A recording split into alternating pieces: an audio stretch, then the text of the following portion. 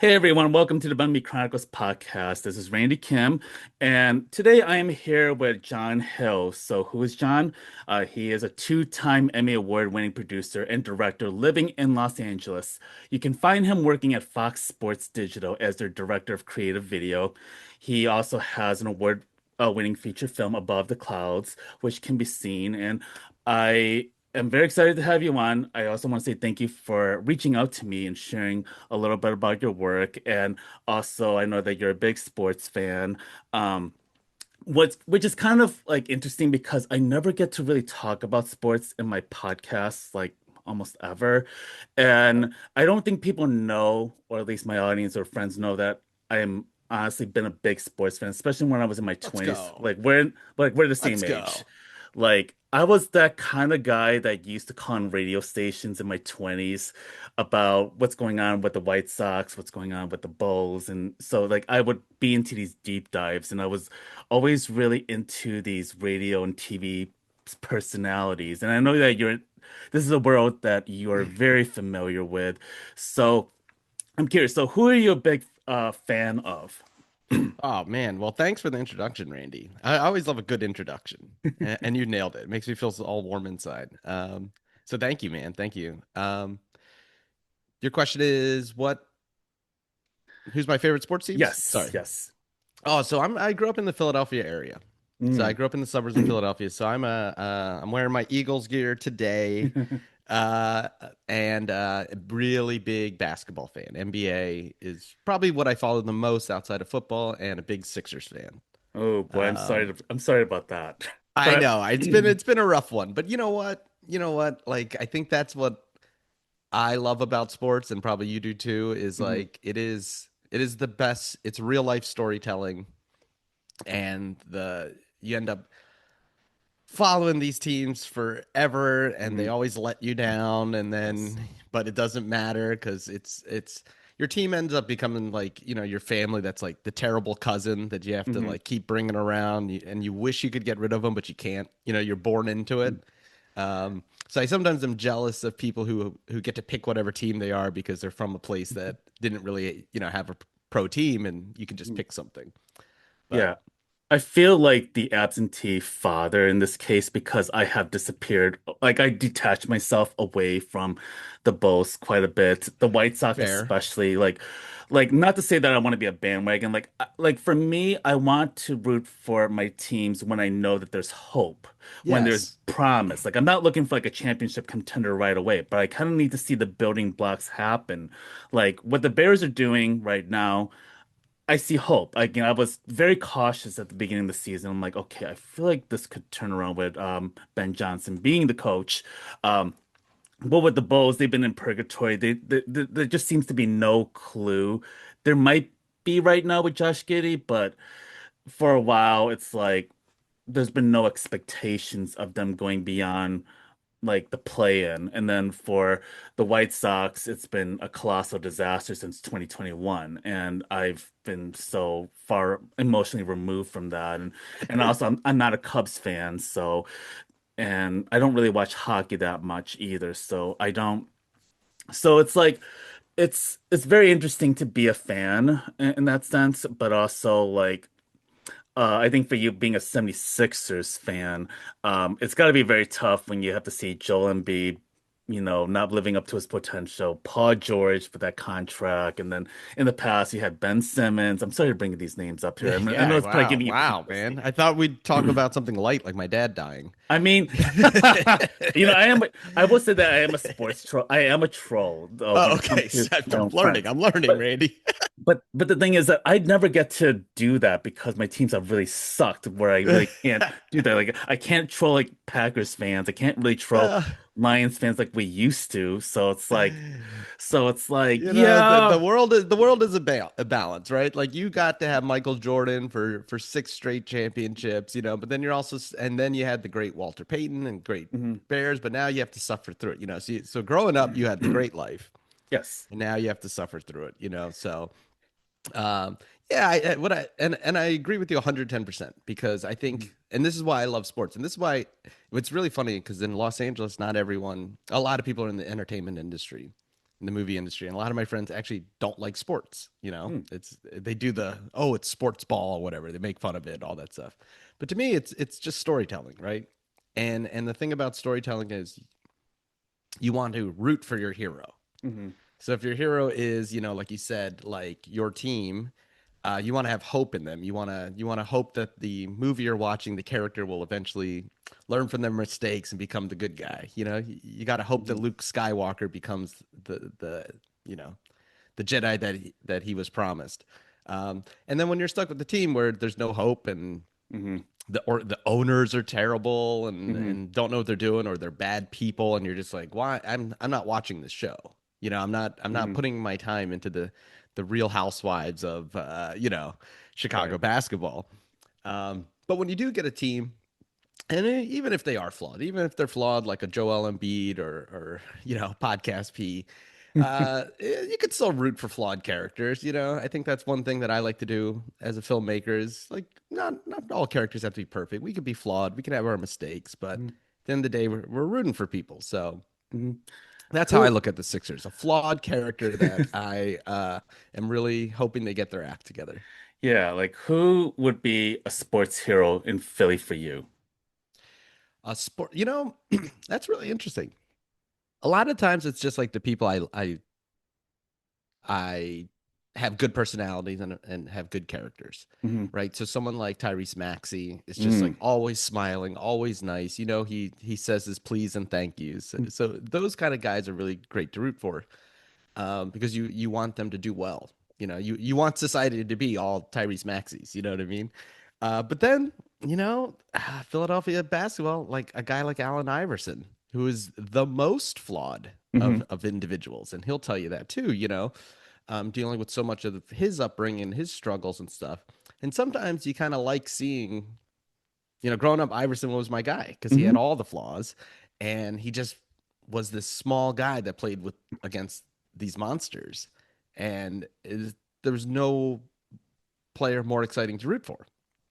Um, hmm so like I love Iverson. I really love a lot of these Eagles guys. I love Devontae Smith. hmm Um, I got to meet him and interview him once, and he was a really nice guy. So, like, the joke is, anytime I meet someone in my industry, we're best friends now.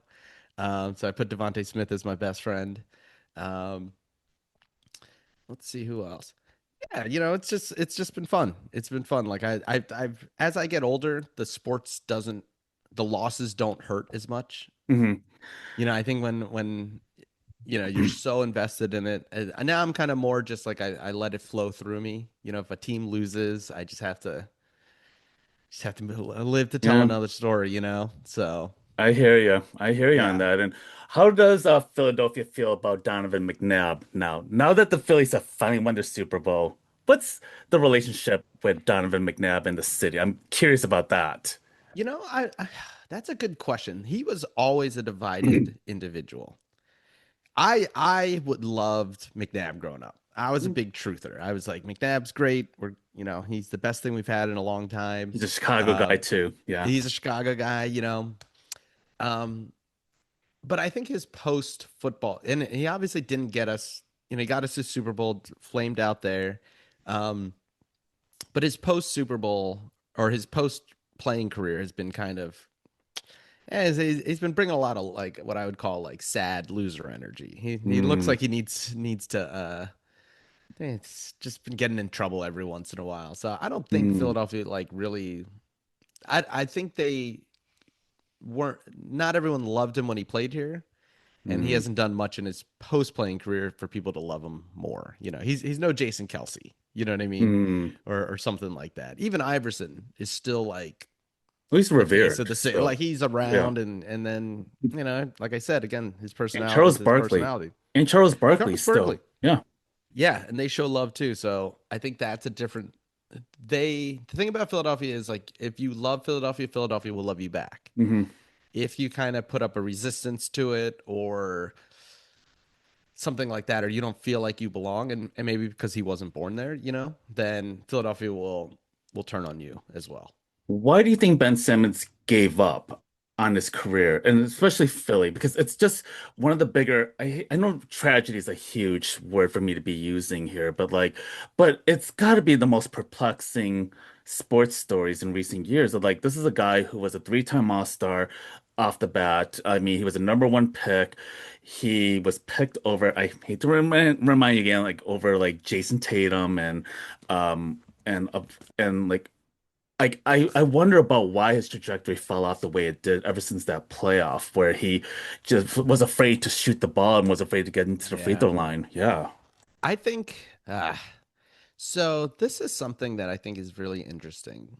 And this is going to be me one part psychoanalyzing a Hmm. person I've never met before. Right. And also based off things I've read and people I've talked to who know the situation. So I'd say, but oftentimes this is a bigger thing, and this actually I think happens in the Asian American community Hmm. too, right? Because this happened to me growing up. When you are so gifted at something, it becomes easy, Mm. and when things become easy, you don't have to put in quite the amount of hard work that someone else needs to put in. Hmm. And then at one point, the world catches up to you, right? Like I didn't have to study as I was so smart as like a 3 or 4 year old. I was killing the math exams. I was in all the honors class, all that stuff. And then and so you don't have to try hard. You don't have to study. You don't have to learn how to learn. And then you get to college and you're like, oh wait, I'm actually failing all my classes. Mm. Like the it was so easy before. I think that was Ben Simmons. I think as a teenager growing up, he was the biggest, the fastest, and one of the most incredible athletes Hmm. out there. And he's dominating, as a kid in Australia. So you have a different level of competition there. He goes to college, he plays a few games, doesn't make the tournament, decides to quit, doesn't want to be in college at all. Number one draft pick. Never, and that was the thing. He never needed to learn how to shoot. He never needed to develop his game. And he was getting praise and getting the money and the accolades and the parties and the cars and the women and doing all that Hmm. stuff. And then it finally just caught up to him. You can only be faster and stronger and quicker than everyone up until a certain point. At some point, you have to be able to, people figure you out. And after a couple of years, he never thought he needed to just rebuild his shot and start from the beginning. And it Hmm. just caught up to him. And I think that's the difference between his probably mental makeup versus other people, where other people would be like, look, I got to be Kobe Bryant. I got to shoot 10,000 jumpers every day kind of thing. Hmm. My understanding is that wasn't who he was. Yeah, I think that there should be a good 30 for 30 like in 10, 15 years about his life. I hope they get to produce that because I would be very interested in figuring out the psyche of Ben Simmons, especially what he's been going through the last couple of years. I mean, he's Yeah, he's doing well financially, so I mean, I don't think yeah. there's anything to worry about there. So, I would guess a bold prediction is that you will see him on a reality show very soon. wow. Yeah, Do you think he'll that's be do my you think he'll be dating that. a Kardashian? Oh well, I think he did for a little bit. Oh, did he? I Oh, think he he tried. might have. Yeah. But yeah, I could see him being, some sort of bachelor show or some Real Housewives or something like that. I I that could I see think that. he cared. I think he cared more about being famous than he did about being Hmm. a great basketball player, which is a So shame. yeah, and also like for me, like a big sports heroes like Dennis Rodman, Yeah. I felt like as a teenager, watching him being eccentric and being very much like the devil may care attitude that he has, I felt like it resonated very well with me, especially as a person who was never really fit in, being queer, being, an Asian person in a predominantly white community. And so I felt like he brought out that side of me, like that what's possible. And Oh. I felt like it's something that I've always been enamored by, and also because, he dated one of my favorite pop stars, Madonna back in the day. So it's kind of wild, but also like I'm a huge Paul Konerko fan from the White Sox. I've always felt like he was a classy guy. I mean, Chicago loves him, but people don't talk about him enough. I mean, he's such a classy act. I mean, the Game 2 World Series home run the grand slam that he did was etched in a lot of people's memories. Um, I have a lot of love for like right now I do have a lot of love for Caleb Williams. I'm like really rooting hard for Yeah. him. And Scottie Pippen was a guy that I have always loved as a player, but like what you mentioned about Donovan McNabb, it's like his post career has been just hard to watch. And seeing the personality that he's become from what other people have told me about him, it's really hard to really embrace him because he was such a lethal force for those six championships.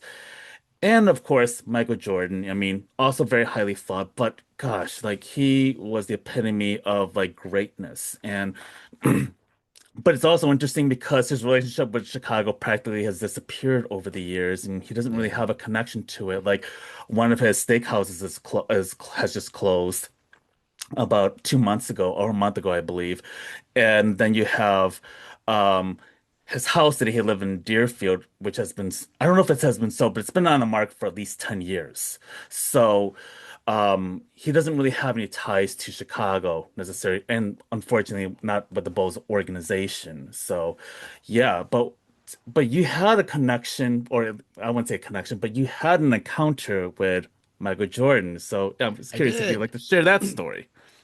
Yeah, so I work at Fox Sports and on the digital team, so I do a lot of podcasts for us, our talent, and for a while, many yeah, I want to say 7 or 8 years ago, I was doing a basketball podcast with one of our talent, Chris Broussard.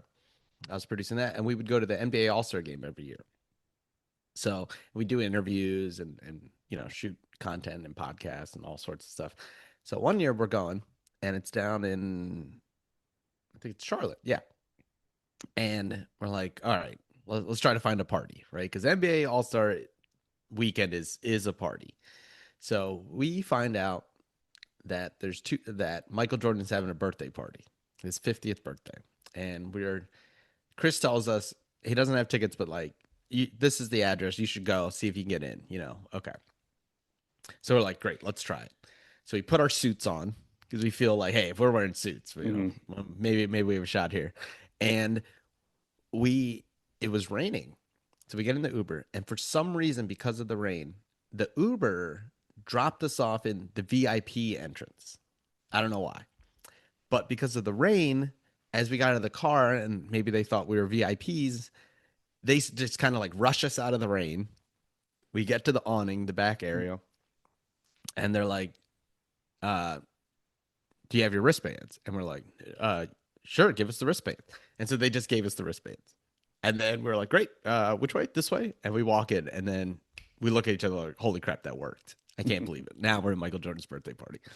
Um, and it was incredible. It was at a tequila or distillery type thing that he owned or something like Hmm. that. I don't remember, but I mean, he had a cigar room. I mean, Hmm. there was a Hmm. Travis Scott concert there. There's every Jordan athlete imaginable was there. Hmm. Like because it's Hmm. the goat's birthday party, his 50th, so we have to go.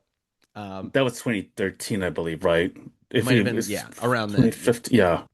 Yeah. That sounds about right. Um, and then we just yeah. So then all of a sudden, like you feel the energy change, and the whole party looks over, and in starts coming in Michael Jordan, and he's walking down, and it is like they say certain people have just a certain aura to them, and the Hmm. whole room, and they command the whole room. Absolutely with this man, literally, like people like Charles Oakley are there, Hmm. like Russell Westbrook. Everyone's just like in awe of him Was still. Charles Oakley still his bodyguard? Basically, yeah, he's still big. So he starts walking in, and he's dapping up people, and my boss goes and bam, daps him up, and I'm like, oh my gosh, I gotta try, right?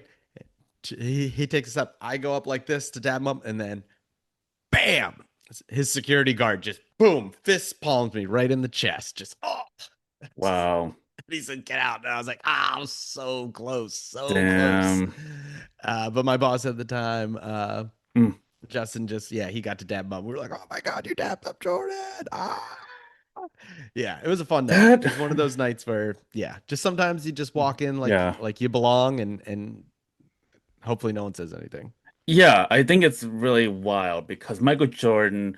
like during his playing career, he was so accessible to the media. Like the man would answer like questions at 20, 30 minutes long. Because I used to listen to AM 1000 or ESPN Mm. 1000 now, and his interviews, I would like sit there and like listen to the radio as a kid, like listening to him just talk, and very, very honest and very much breaking down what happened, what he didn't do, what the team needs to be doing. But ever since he stopped playing, like he's become the Willy Wonka. He's become the I can't remember that famous uh um Leonardo DiCaprio played him. I can't remember what movie it was. He was a I'll have to remember what it is. Okay. I think his last name is Hughes, I believe. Howard Hughes. Oh, Howard Howard Hughes. Hughes. Yeah, yeah, Yeah, I yeah, feel yeah, like he's been yeah, living in yeah. such a He, recluse he kind of does. He existence. kind of stayed out of the limelight. Yeah. So it is very wild that he ever puts himself in a public setting because Yeah. he literally takes the oxygen out of a room, and he's the definition of it. A funny story is that several years ago, I saw Madonna at the Chicago Theater when she was doing her theater run, which was unheard of. She had always done arenas and stadiums, and she had everyone's cell phones locked up in a pouch. And Oh yeah. so at the end, like I was like in the audience, I was in the I was right by the aisle, and I was about to fist bump her when she was walking past me. She's a very tiny woman too. And I'm like thinking, this is the queen of pop. This is a person who I've also like listened to since I was young. And I was about to fist bump her, but her security guard knocks my hand as she was about to fist bump me. And then I look around. She's like right by the exit door, and she's like, "Good night, everyone, Chicago." And she exit out that way, and the people and they like literally slammed the door shut so she can just get out.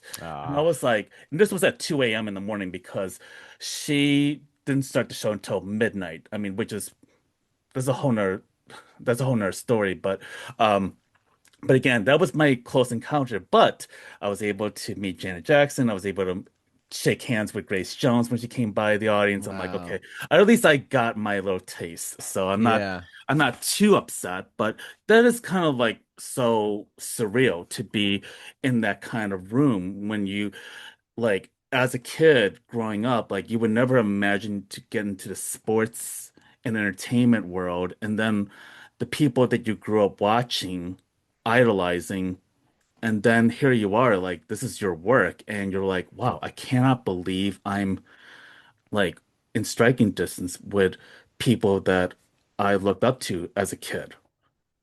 Yeah, yeah, it can be a surreal experience, you know. It's an interesting mix because, oftentimes, like one in this industry you have to be, obviously you have to be very professional and stuff, Mhm. and you have to be very focused so it's not like you can, you know, go all fan like and freak out, being like, Mhm. "Oh, I know you," blah blah. Like Right, you can't do that. You can't ask for photos or anything like right. that. But what I find is actually like when you work with certain talent that has these relationships, you know. So like when you work closely with someone, like when I would work with Chris and stuff, Mhm. he would be like, "Oh, it's just." He is at beyond level. Like he'd casually be like, "Oh yeah, I was talking to Magic last night, and he thinks He's that." a And you're name like, "Wait, wait, dropper. wait." Oh, he's a Yeah, and you're name like, "Wait, dropper, what, right? what? Wait, what?" He's like, "Oh yeah, like like that's what it is. Like that's literally who he talks to about basketball with. He's at such a high level of this industry. So it's things like that where you kind of like realize you're like, oh wait, I'm like you're working with the best of the best, Mhm. and they're talking with the best of the best. So Yeah. it's pretty interesting. Do me a favor. If you see Chris Broussard next time, tell him to stick to his predictions for a change. For his what? His predictions for a change, Oh, because he predictions. Yeah, flip-flops. yeah. I'm like, Jesus, Hey, Chris. hey, the game's the game, Randy. The game's the game. You I know. talk you talk about sports for 3 hours a day. You're gonna miss a lot of those shots. Yeah. Yeah, no, but yeah, but also like, what can you share about your experience being in the sports entertainment industry, and how has it evolved from the time that you started to now? I mean, I know it's a very That loaded question there, but No, yeah. no, that's a great question because I mean I see it so much, we talk about it on my team. Like I've been working on the digital team for 10 years now. And think about just how far we are with uh what we consider the internet and social media from the last 10 years. Like I have to tell people I started before TikTok, and now we're doing a ton of TikTok. You know, now everything wants to be vertical. Now we're doing live streams. You couldn't do Mhm. the ability that we had to do live streams years ago when I started.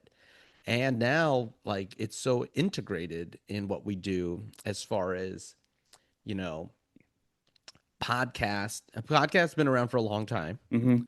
but not so much video podcast. And we were some of the early adopters of that. Like that Chris Broussard show was one of the early. I was doing video podcasts for basketball when other people weren't. You know, um, a lot of the stuff we're doing now for pregame shows, like you can see a first quarter of a game being streamed by a network, and Mhm. they would never have done that before. Mhm. Like for years they were very strict about what kind of rights could be put out there. Everything had to be bootleg. But when you work for a big place, you can't break the law. You can't be stealing stuff. Um, so yeah, it's just kind of like the whole industry has changed. How people get their information, how people get their news. We're seeing it all the time. We're starting to see even more. Uh, and it'll constantly change. When the algorithms change, when the industries and the platforms change, it will change. Same thing with sports. Could you imagine growing up watching 96 Bulls and in the middle they were like, Charles Barkley just tweeted that Jordan's on fire. You'd be like, what? What? Mhm. What just happened? Mhm. Like you couldn't do that. Now you can. Now you can have those things. You can have these polls. You can do all these things, and stay up to date, um, all through as technology grows. And we'll see what's next. You know what I mean? Like, Yeah. we don't know. Like you can't predict the future. And maybe in another 5 years, TikTok's going to be only for your grandparents, and Like everyone's like going to be the like, "Oh, grandma's like learning about." Facebook. Yeah. Yeah, exactly, Yeah. right. And then there's going to be a new Zip Zap app that Mhm. is embedded in your eyeball, and that's what the kids do. And you know, you'll make a skibbity joke, and then no one will know what that means, and you'll be like, "Oh no, you remember skibbity?" Like, yeah, stuff. But that's what I love it. That's why I love it is because in the digital world, things change. You can try Mhm. new things. One of my favorite things is just pitching dumb ideas and, Mhm. and seeing if they'll stick. Mhm. And you're seeing just the industry change too. Like, you're seeing ex players uh, building podcasts that Mhm. become massive hits, and now they have a whole business and an industry based on their one show. We've seen a show grow and then the other businesses out of that, and now they have a network. Then they're their own studio, so that's stuff that excites me too, because I think for the independent creators, you can really actually the gatekeeping has gone away in a Mhm. lot of ways. I mean, it's very hard. I mean, it's extra hard now because the market's so saturated. But at the same time, if you have a popular podcast or a popular web series or a popular Patreon or blog, you can really you can make a living out of it. So it's really exciting.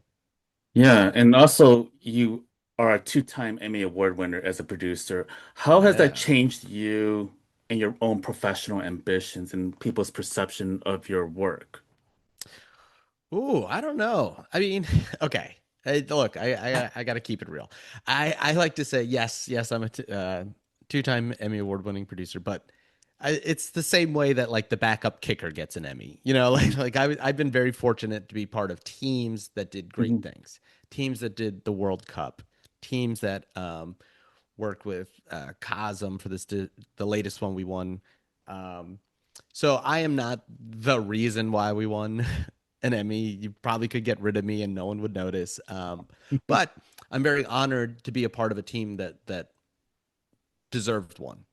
So as far as what that means for me, I mean, I think it frankly it sounds really good.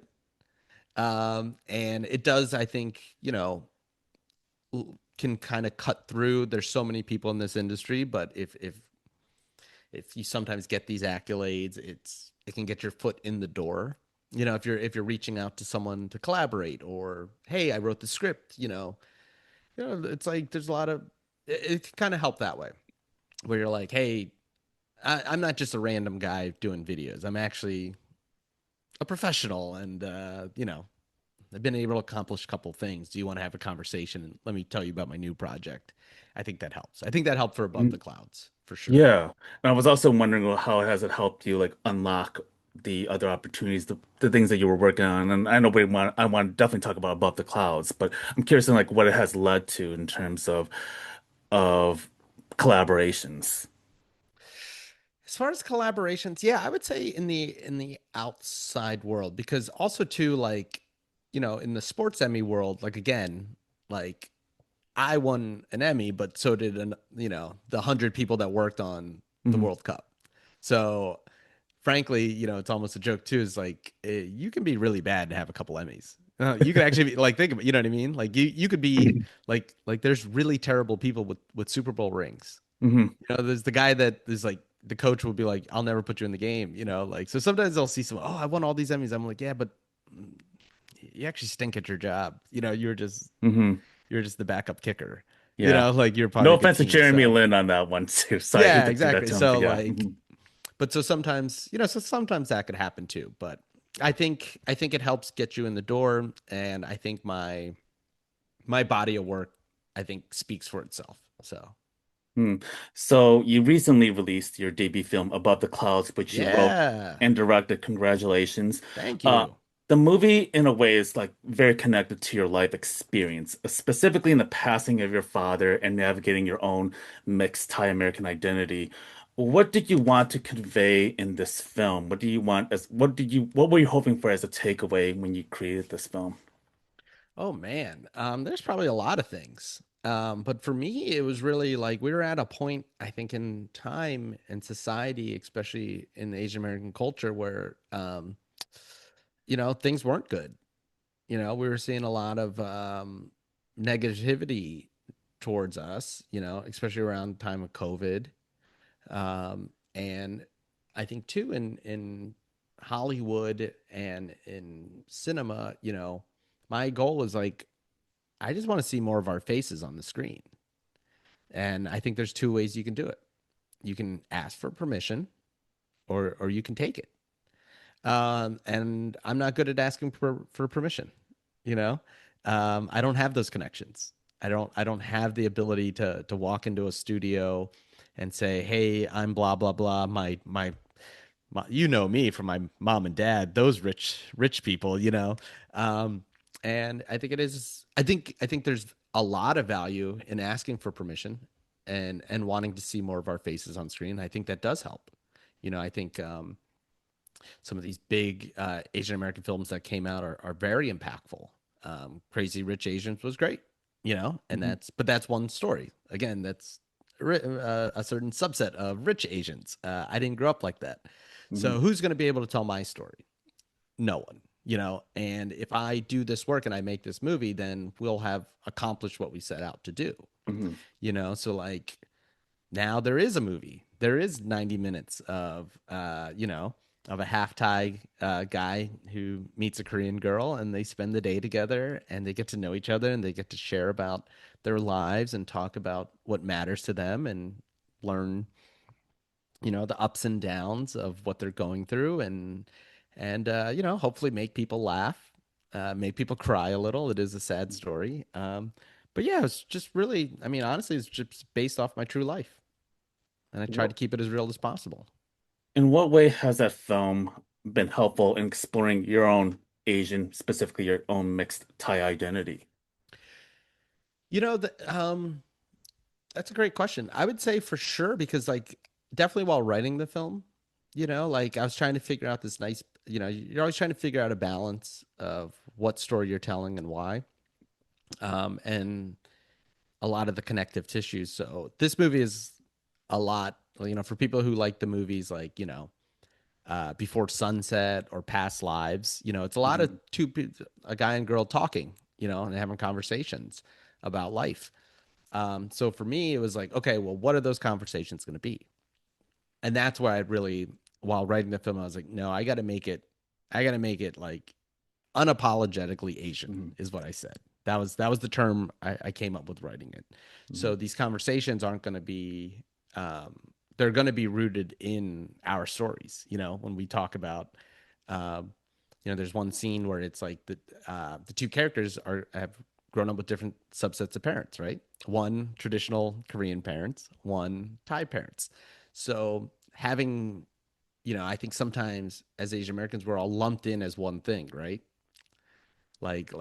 But it's like, and you know this, we are very different, So having a conversation of one parent having Korean parents and how they were raised is going to be different than how having Thai parents. And, this character is based off a lot of my wife. She's Korean and her family. Mm, So we're able to kind of explore our differences, and try to bring a little nuance into the discussion about Asian Americans. mm. What was the journey like as an indie filmmaker to take on this project and developing it? Because like being like filmmaking is an area that I'm not very familiar with, but I will say that what I can observe is that it's a very daunting task to try to get everything set up, getting the funding, getting the sponsorships, getting everything that you need to be able to get this into fruition. So, how long did it take for you to get above the clouds up and running? And what was it like trying um to find casting and trying to get the film put together? Yeah, I mean, it took 13 years to get it going, Wow. you know? So my dad died, yeah, well, now 15 years ago. Mm, And then, so the story is really based off a true story of a few months after my dad passed away. I came back to LA and I went to a coffee shop and I met this stranger. And then we spent the whole day together. And that turned into a short film. And then for 13 years, I was trying to convert the short film into a feature length film. And it was very difficult. And it mm, became this kind of trap, like your whole life you want to be a feature film director, and you want to make this movie, but then you're not accomplishing it. So mm, it becomes this burden on you. And this thing mm, that used to be your passion is now your burden. mm, And so at one point I literally had to quit. I had to like finally say, put this down and be like, hey, like you got this sports job. It's good. Go mm, for it. Don't, for a while it was like, I'm doing this sports thing, I'm doing these other jobs, but I'm a movie maker, mm, but I wasn't actually doing it. So I needed to reset where I was at. That's mm, when I got a little more focused in sports. That's when we started winning awards and doing projects I was really proud of. And then after a while of that too, now you're hungry again. mm. You had to be remotivated, you have to sometimes walk away from a project You do. to and to go back into to loving it. So that's what I did, you know. And then yeah, and I love telling this story, but I was shooting a short film for a friend, and our other friend was shooting the other half, and he was like, "Oh, so who's shooting the other half?" And he goes, "Oh, Jon Hill is." And he goes, "Oh, does Jon Hill still make stuff?" And I was like it was the Jordan meme. I was like, "Oh," and I took that personally. And I was like, "Oh, you guys forgot."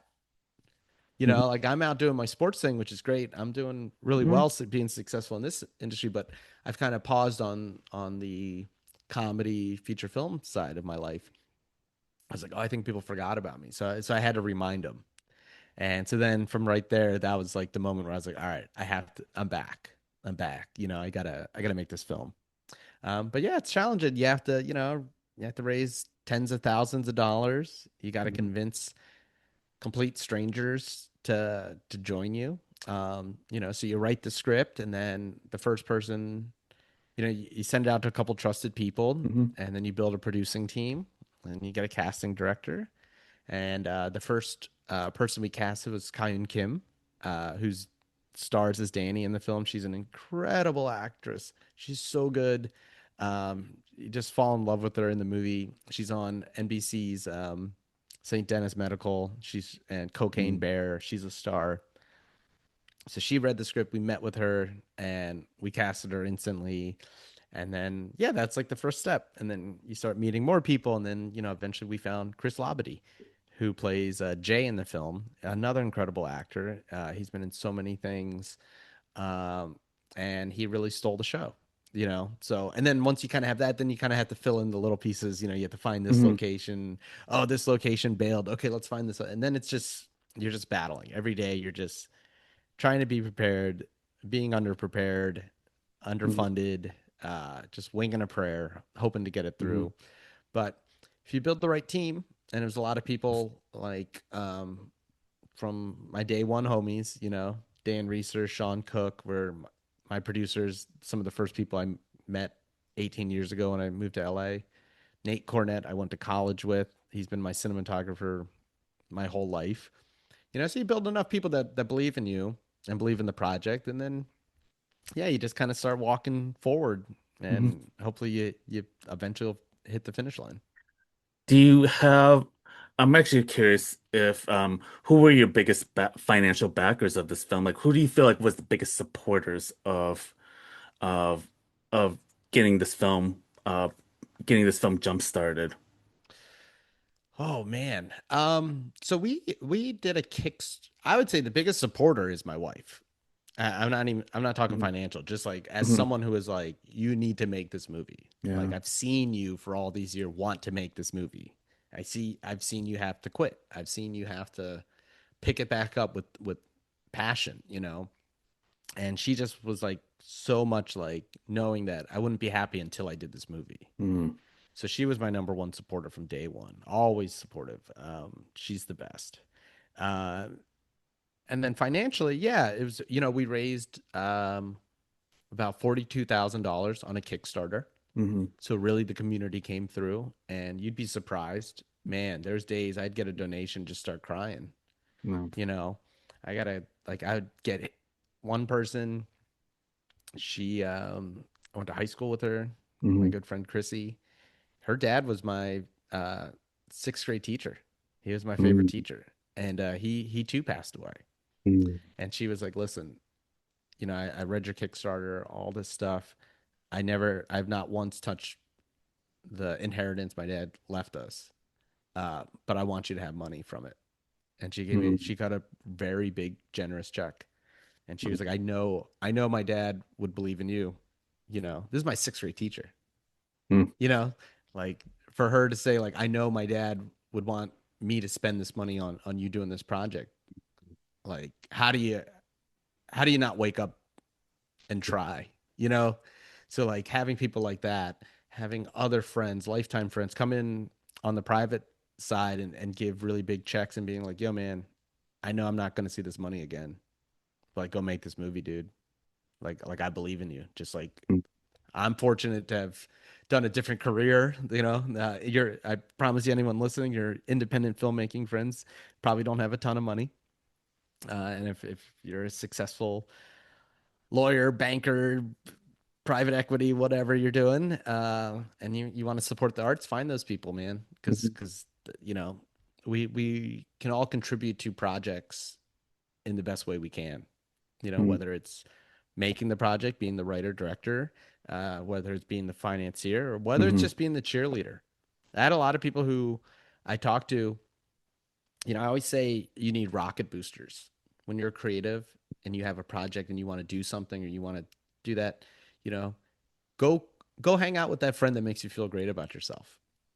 Hmm. I would tell certain people like, "Hey guys, I'm doing the movie." And they would just gas me up and be like, "Dude, I know you're going to do a great job," cuz like at that point I needed that.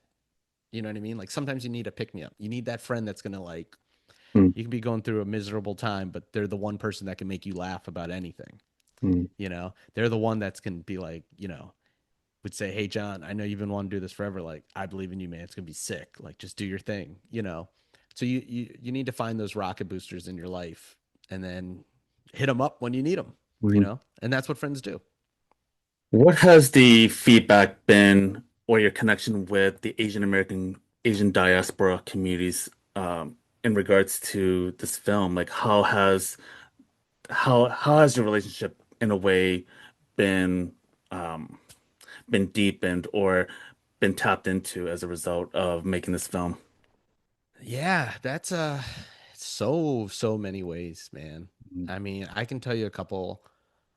examples in making the film, then I'll talk about it post film. But I remember we were auditioning, and you're just watching hundreds of tapes, right? And I wish I wrote down this guy's name. I really do, because I gotta send him something. But this guy, he comes to audition, and it's all taped. Like you're literally on a website where people email their audition tape, and this guy looks at and he goes, "Hey man, hey, I just wanted because," and I would always send the script out. Like, if someone wants to read the whole script, I would always send it to him because I believe in transparency. And he says, "Yo, I'm just really happy you're making this movie, man. Hmm. Like, I read the script. I don't even care. This character you wrote, this character is a dude. I'm tired of auditioning for some kung fu shit. Hmm. This is just a real dude." And I was like, "Oh wow." Like, like I didn't even think of it from that side. Like, if people are so, if you're auditioning all the time and you're Asian American male and all you're seeing is some kung fu stuff or some Hmm. some trope or some kind of caricature, to have someone read something that I wrote and say like, "Yo, thank you." Hmm. Like there's like to for him to know that like there's people out there trying to change the narrative, you know.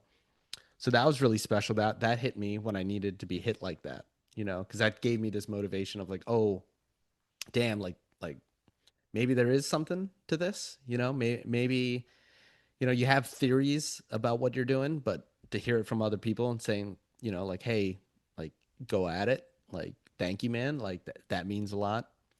um and just having conversations with my cast too, having people see it and then be like, wow, like, look at this, like we're two Asian American stars doing this Hmm. thing, and the movie's about us, talking about us.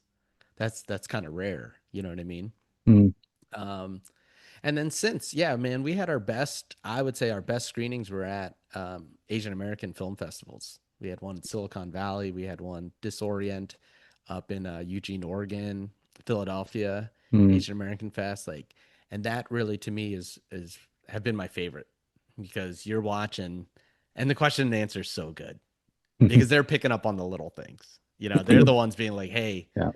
I actually do know three J Kims, and they're all brothers." Like my joke was exactly like, "Hey, I know I have a mom exactly like Danny's mom in the movie. We have this awkward thing, you know."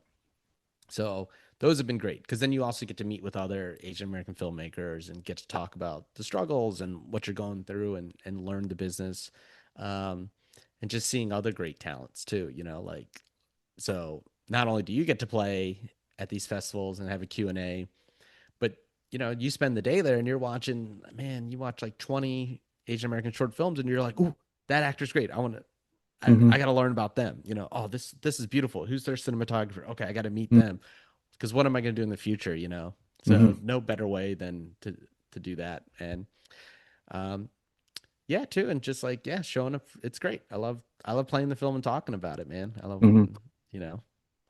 And how did you feel about your own multiracial identity as a young adult? And because I know that growing up being multiracial, um, there's a lot of different like perceptions about who you are and where your belonging is. And also, I know that film in a way like brings that up, but I'm curious to know how did you feel about it growing up and how has it changed to where you are now?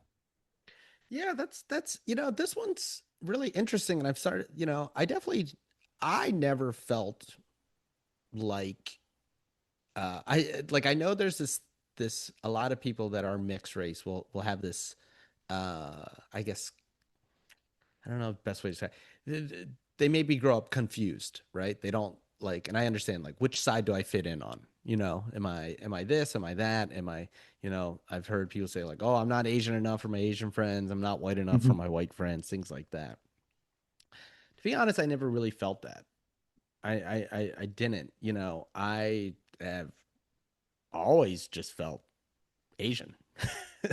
Like my like if anyone meets my mom, she's like, we're Thai. We like sit on the floor to eat. We have all like the house smells like Thai food. Like it is weird. Like no one has ever. And we have to remember, I grew up in Philadelphia in the Hmm. '90s, Hmm. right? There was no polite. There was no you just walk into a place and they'll just look at you and say like, "What are you?" And you're like, you know, Hmm. this the racism in the 80s and 90s is that's a whole other level of Hmm. what we're doing now today, you know. So I've never once been mistaken for being Irish, you know. No, I've never been able to just like sneak in into the white world and have be open arms, be like, "Oh yeah, I think that's you know, I think John's Scottish." No, like I've always they're just like, "What are you?" You know?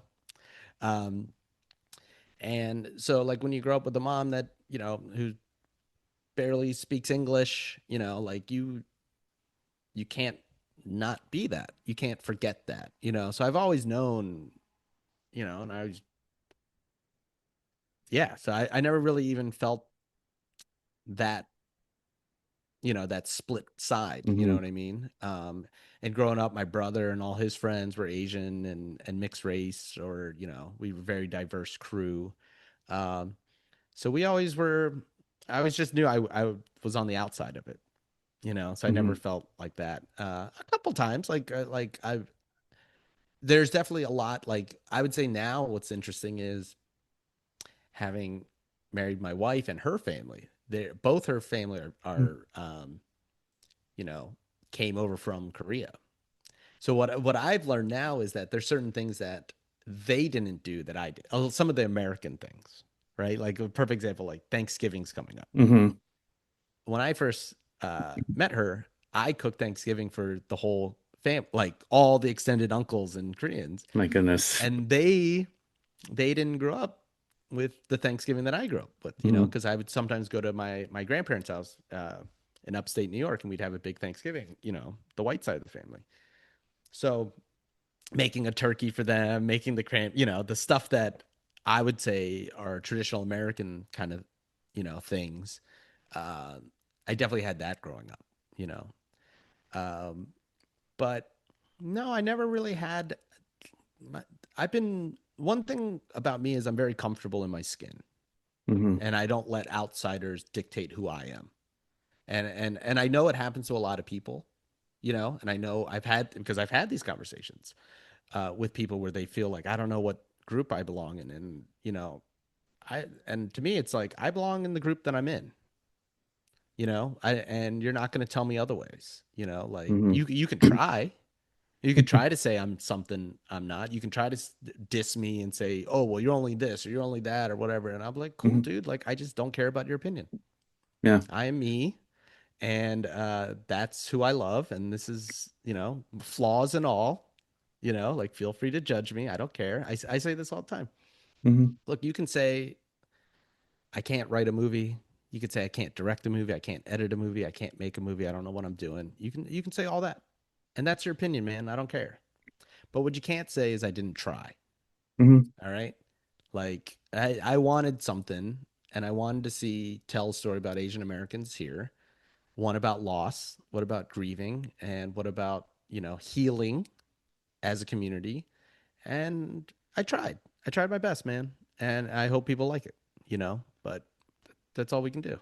Yeah. I also want to say that to your point, there's no one way to be Thai. There's no one Yeah. way to be Asian. I mean, this is something I think about a lot as both Vietnamese and Cambodian. I mean, I have definitely Yeah. heard a lot of people that are gatekeeping the cultures, and sometimes I think because of where we are at in our age, in our journey, like back in my 20s, I would have faltered. I would have felt very frazzled by it. I mean, I think the first time I went to Vietnam, it was very challenging for me because I didn't speak Vietnamese very well at all, and I got lectured by pretty much like everyone in Yeah. Saigon Yeah. to the family village, and that was something that I could not erase. And then when I joined the Cambodian Museum Board in Chicago, then I think that's kind of where it started to like I started to reclaim that, and I realized that I don't have to feel like any of my identities are weaponizing me. Yeah. they're not a burden to me. Like, how can I make this an asset for me? How can I make it work for me? So I think what I've learned over the years is like there's a million ways to be such and such. And And I think that's what's so unique and so powerful about these stories because it's not one linear experience. It's not one, one size fits all umbrella. It's a multitude of very different layers Yeah, from of the course. experiences. And And we never yeah. judge someone the other way too, right? Mhm. Like Right. you never go like if someone puts like ketchup on their steak, no one questions if they're an American or not. You know what I Right. mean? Right. I grew up in America. If you ask me questions about how the government works, I'd be like, I don't know. You know what I mean? Like, if you ask me a history question, I'm like, I don't know.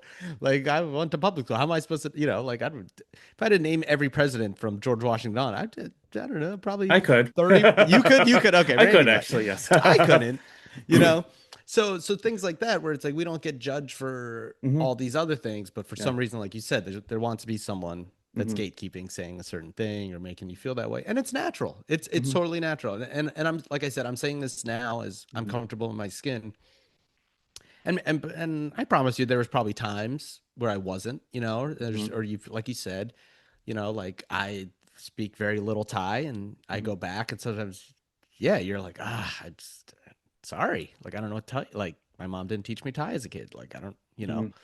so there are moments like that, of course, where you wish you were better, but like I also Hmm. wish I could do 200 push-ups and had a six pack. You know what I mean? Like Yeah. I wish my hair was long, wasn't thinning in the back, Like I wish I was there's so many things that we could talk about where I wish I was better at. Yeah. And I think sometimes too we have to give ourselves grace, Hmm. and I think mixed race people in particular. And I think that's the part why some people will struggle with it, because they don't feel they're good enough or they're not enough of a certain thing, but Hmm. like you have to really look at the other side, like you are who you are. You didn't get to choose your parents. Didn't get to choose this. um and there's no shame in that. You know what I mean? Like Hmm. I would you know I'm very lucky. My dad was a great guy. Like Hmm. he's a good dude, so I'm not going to be shamed of him, or the fact that we end up my mom moving to America as versus where we would have grown up in Thailand, that's out of my control. Hmm. So you just have to be like, like, okay, yeah, I'm not full time, but I also didn't murder anyone. Like there's someone in Thailand that probably murdered a bunch of people. Like, don't like, what are we judging each other for? Like we're good. Yeah, I went to Vietnam and Cambodia recently, and I talked about this on my previous episodes, like actually a year ago now, around December. And like I went there because I wanted to feel like I need to do this on my own. I wanted to like reclaim something that I felt like was taken from me in a way, or at least try to reconcile with a lot of my own identity issues growing up. And it's like, I feel like I need closure on that. And I felt a lot of power from it because at least for the first time, I didn't feel like I was getting judged harshly, Yeah. for not being able to speak the languages. And and also like for me, it was allowing me to deepen my understanding of my relationship with both the homeland and ever since I left or ever since I came back this past year, I've been really wanting to tap more into my identities more. And I started taking Vietnamese lessons and I also did so with the expectation of I'm not going to be a fluent speaker and I'm okay with it. Yeah.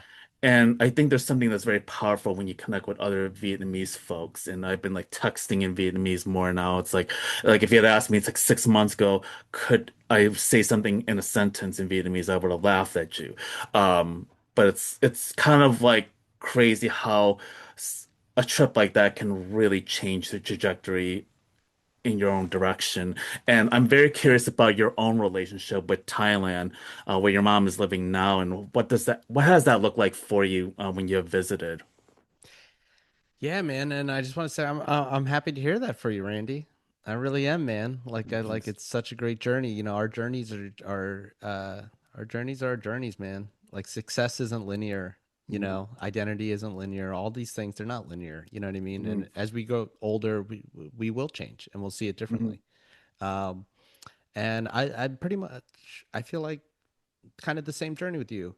Like growing up, I went to Thailand a lot. First time I went, I was maybe 15 or so, and this was different. I went to my mom's village and they didn't have hot water. Mm, My first time, like to take a bath, we literally started a fire, put a pot of water on it, and that's how I had to heat it up. Like the bathroom was a hole in the ground, mm, no joke. You know, my mom grew up without electricity. mm. When my mom and dad got married, my dad rented a generator so that Wow. they could have lights for a celebration. That's how poor she grew up. She's really out there. Um, and yeah, when I first went back, it was really eye opening for me. Every person, all my cousins were wearing my old clothes. Mm, We donate. We would. My mom would go back to see her mother when she was alive, and bring suitcases full of clothes for the village, just so they had, you know, actual clothes. mm, So, and then my cousins out there, got to meet them, got to really understand them, and they were closer to my age. So yeah, I've always connected there. What's been fun now, though, over the times I've been now, I've been maybe I don't know 10 or 12 times. We got married there. We had a Thai wedding. Um, Now I'm starting to enjoy places like Bangkok more. Because as a kid, it's funny how you learn about your homeland through the eyes of your parents. You know, so when I would go to Thailand with my mom, she hated Bangkok mm, because from someone who's Isan out in the jungle, mm. the city's scary. Bangkok's too scary for her. Yeah. So I kind of grew up. We would go to Bangkok, but we would only go to a cousin's house and we'd stay there and we Mm, wouldn't explore. mm, Maybe go to a temple kind of thing.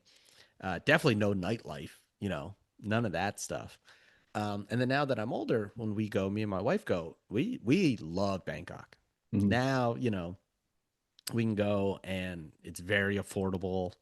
There's so many great restaurants and places to go to. The museum there is amazing, the Contemporary Art Museum. So now I really look forward to going to Bangkok and exploring the city as mm, an adult. And, mm, now that I have a job, a little more money to spend than when I was 15. mm, Um, so I think that's changed a lot too, because the city has changed a lot, and what I enjoy in travel has changed a lot. And like really good food, what's funny is we go and we eat a lot of really good sushi places, mm, because a lot of the uh, people from Tokyo, chefs from mm, Tokyo, where it's too expensive to live in Japan, mm. will start omakase in Bangkok and still get the same fish Wow. because it's not far. It's hard to get the fish out here in America because you got to go Mm, all the way from Japan. But if you're living in Thailand or any other Southeast Asian country, the the markets for the Japanese fish right there. mm, Um, so yeah, I kind of like I love it more and more, and I want to keep exploring. We were just back because my mom was sick for a little bit. mm, She's better now, mm, but then so we usually go back and then go to her village where there isn't as much to do. mm, But even this trip when she was in the hospital, we were in a bigger city and we got to mm, explore that a little bit. So like I'm mm, still exploring. I'm still mm. there's so much more I want to see and do out there, and hopefully I get to. Yeah, you're gonna have to tell me some travel tips too, because I mean I haven't been to Yeah, Thailand yet, but I think like you, like I felt like I was in love with Cambodia and Vietnam like immediately. It's like God, I need to come back again. I don't know when yet, but yeah. hopefully very soon. And Yeah, and we yeah, just experience the world differently, hmm. like you said, like your trip now, you're a different person than the first time you went, you know what I Oh mean? yeah, Like completely. So, yeah, you're going to explore it differently. It's just hmm, and I think yeah, for some of us, a lot of us and I know this because I've talked to other Asians about this, like when you go as a hmm, kid, it's a whole new world and you're scared of it and you don't know what hmm, it is and you're hmm, following your parents and they have their things, like just like again, everything's like if you're from a small town in Arkansas, hmm, you're oh my God, Chicago. Randy lives in Chicago. It's a war zone. oh, Right. Portland, they're getting shot every day. No, it's a dude in a frog costume. Like it's not like that, you know. So as you know what I mean? So like your opinion of these places are shaped off the people who shape those, but as you grow and then you can see it differently is my point. Absolutely, and which is why I love traveling. Yeah. I'm gonna go to Colombia at the end of this year. So like I haven't been to South America yet, so I'm excited to like explore the possibilities. Yeah. And when we talk about your father and the loss of your father, like the past 15 years, what has navigating grief been like in the years since his passing? Because like I say this because my brother passed away earlier this year, and so I feel like I'm going into now the holidays for the first time, and then um his 1 year death anniversary in January, and then his birthday after that in February. So it's like, so I feel like I'm kind of bracing myself for it, but I'm curious Yeah. to know what has the relationship been like for you your relationship with grief uh with your father. Yeah, man, and I'm really sorry to hear about your brother, you know. I tell people this, you know, the first year is the hardest. The first Hmm. year is absolutely the hardest because, like you just said, it's all the anniversaries. Hmm. You know, it's going to be the first, like you said, the first Thanksgiving Hmm. without them, the first Christmas without them, the first Hmm. birthday, the first time. Oh, the Bears made the playoffs. Who should I? Oh, I can't. Yep. You know, who do I Yep. Yep. want to? Yep. Those are the hard ones. Mm-hmm. Those are the hard ones. Um, and I tell this story too. Like, you know, I was thought I was doing a good job handling it, and Hmm. that's what a lot of Hmm. the movie is about. Is Hmm. is you know, you think you're doing a good job Yep. handling a situation, but you don't really see the millions of cracks that have been building up inside of you, right? Yeah. Hmm. And I remember one day, it was maybe 6 months after my dad passed, and I thought I was doing well, and Hmm. I go to Best Buy to buy a hard drive, and there's two different hard drives, and I was like, oh, which one should I buy? And I was like, oh, I'll just call my, you know, because my dad was a computer guy, and I was like, Mm. I can't anymore, Hmm. and I just started crying inside Best Buy. You know, and leading up to that, I thought I was pretty good. I don't even think I really cried too much. Yeah. You know, I was, and then you're just like, so you'll hit those moments too. I tell people, you Yeah. know, it'll be the most random thing. You Yep. know, you'll find an old photo, you'll do this, or you know, something will happen, and those will be the hard times. But those are Hmm. also when the angels come out too. Hmm. You know, you'll find an old video of them. I Yep. found some old videos of my dad, and I was like, I wasn't even sure I'd ever hear his voice. You Hmm. know, you find an old photo, or you run into an old friend and stuff like that. Um, so yeah, the first year's definitely the hardest, but and I tell people this too, and I said it in the movie. I don't have any good advice. There's Hmm. nothing I can say that's going to make someone, you know, Yeah. truly feel better about it. Right. You know, Right. but what I do say is it does get better. It does get better because eventually you will adapt to the new reality, the new world. You find ways to cope. You find ways to Hmm. cherish and memorialize, and you know, live a different the new life. You know, um, and it's not easy. It never Hmm. goes away, but Hmm. you just you eventually just kind of it just becomes I don't Yeah. know. It just you Yeah. just kind of like get to it, you know. And two, over time too, like a lot Hmm. of time, I Hmm. think too, you just kind of like forget stuff, to be honest with you. After 15 years, there's been times where I'm like text my brother texts me, he's like, "Yo, you know it's anniversary of dad's death." I'm like, "Oh, crap, is it? Is it?" Like, you know, Mm. cuz you just 15 years you just forget stuff, man, you know. Hmm. So Yeah. you never forget what they mean to you, you never forget the Right. feelings you have, but like some of these little things like you said, like going into Thanksgiving, I'm not like, oh, this is the 15th Thanksgiving without. No, you're just like, yeah, it's just Yeah. another Thanksgiving, you know. Yeah. Um, but like, you know, I say success isn't linear, healing isn't linear, Right. pain isn't linear, Hmm. you know, grieving isn't linear. None of this is. We're gonna have our ups and Hmm. downs, you know. Um, and different things are gonna hit you when you don't expect it, you know. Absolutely. And Absolutely. and the good times too, man. Hmm. There's gonna be a time where you're doing something else, and like your angels don't go away. They show up Hmm. when you need them. You know what I mean? Like you're gonna be watching a game, and you're gonna have a memory, and you're gonna feel them with you. Hmm. You're gonna be eating that meal. You're gonna be having a joke. Someone's gonna be doing something funny, and you're gonna be like, you don't even say like, I know my dad would be laughing with me. You just know your dad's laughing because you know Yes. your dad's with you. Hmm. You know your Hmm. brother's with you. You know what I mean? Hmm. So it stinks, man. Hmm. it's like I don't know Hmm. what else to tell you. I'm Yeah. not gonna lie. Like Yeah. it hurts. It's gonna hurt forever, but Hmm. it's gonna hurt a little less as you go forward. Yeah.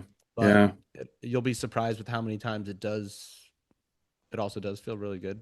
Hmm. You know? Yeah, because it's something that I've been thinking about too. I think the first time, well, like, I think like the 3 weeks, prior to his funeral, like I was probably more okay, weirdly okay. And, even during the funeral, his twin brother, who's very stoic, got emotional. My dad, who doesn't get emotional, got emotional. My mom and I, we weren't, Yeah. which surprised everyone. It surprised me. I'm like, but it wasn't until after I got back then things really started to become very difficult and very challenging. Like I couldn't go anywhere without being reminded. But like I think one moment I was at a coffee shop and I was doing my Vietnamese lessons online with a tutor, and then the song "The Only Living Boy in New York" by Simon and Garfunkel, specifically Mm, Paul Simon, comes on. That is actually my brothers and I favorite song growing up. And so that comes on. I was fighting back tears, like yeah. as my Vietnamese teacher was like telling me, he's like, okay, you gotta say this. Can you repeat this? And I'm like, trying to code it together, trying not to cry in front of him, in front of like people at the coffee shop.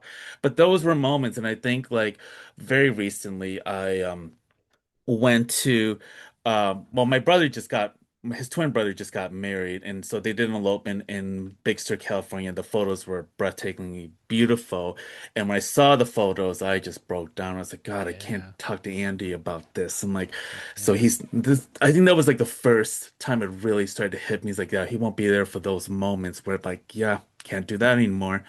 But I think, as to your point, like, I don't know if it necessarily means getting easier, but you learn how to evolve with it. You learn how to adjust and make accommodations for grief along the way. Yeah. So I think that's kind of the way I'm having to learn it. So yeah, I know that this is still very much a new experience, and I know that we're at the age where people in our lives are dying expectedly and unexpectedly, and I think that's Yeah. something that's very much at the forefront of my head. Like, how do I, think about the people that have passed on, and what do they mean to me? How do I honor that? So, yeah, I really appreciate you, sharing your story on that. And what projects do you have going forward?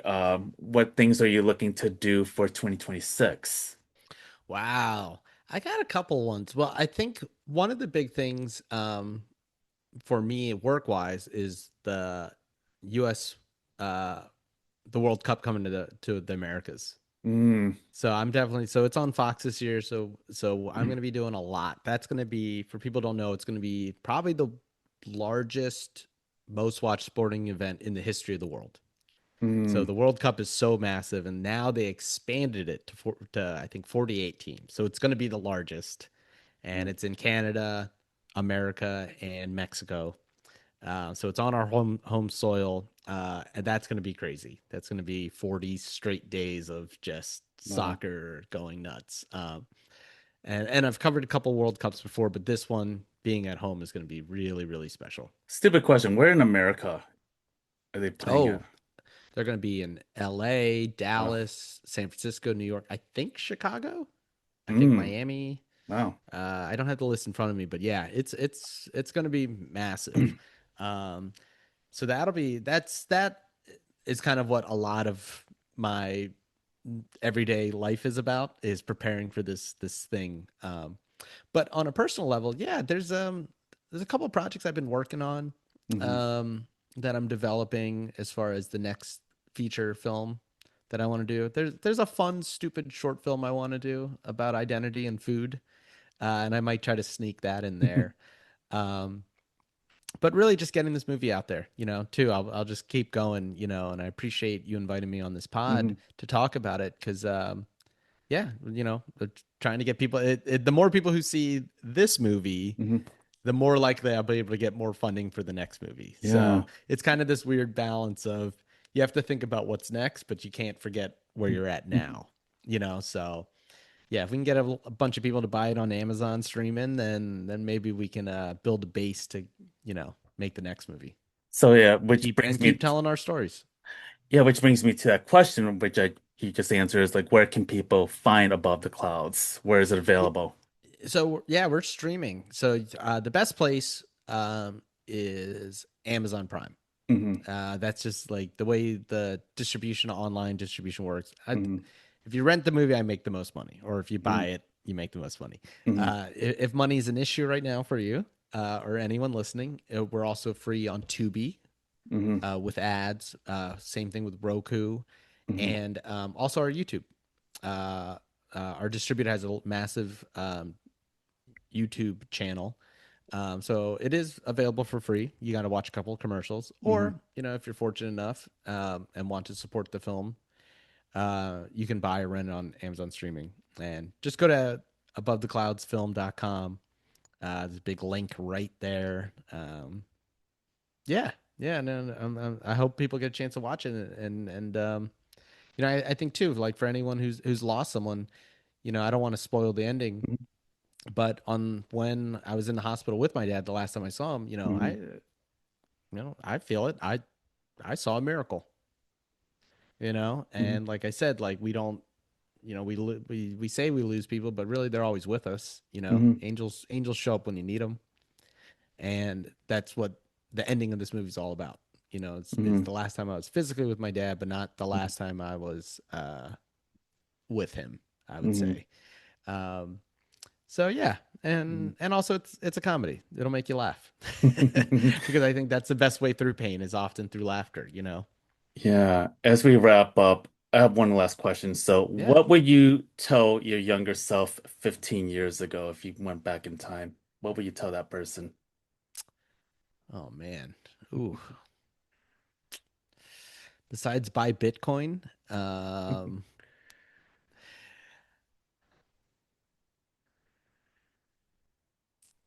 you said 15-year-old John? Oh, 15 years ago. Oh, 15 years ago. Oh, Yes. I'm so old. That's not even that long ago. I was like, I think I was still.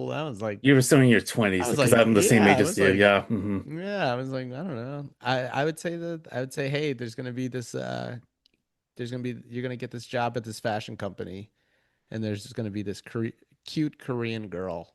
Hmm. Don't mess it up, buddy. Don't mess it up. If you can stick around, you'll. And she says yes, you'll have a good life. That's what I would tell myself Wow. 15 years ago. Don't mess it up, buddy. Awesome and awesome. And so I want to say thank you so much for being on my show. I hope that everyone gets to follow Above the Clouds and or at least see the movie Above the Clouds and support that film and also support your fellow indie films as well. So yeah, thank you so much for really being on my show, John. Thank you, Randy. I love it. Appreciate you, brother.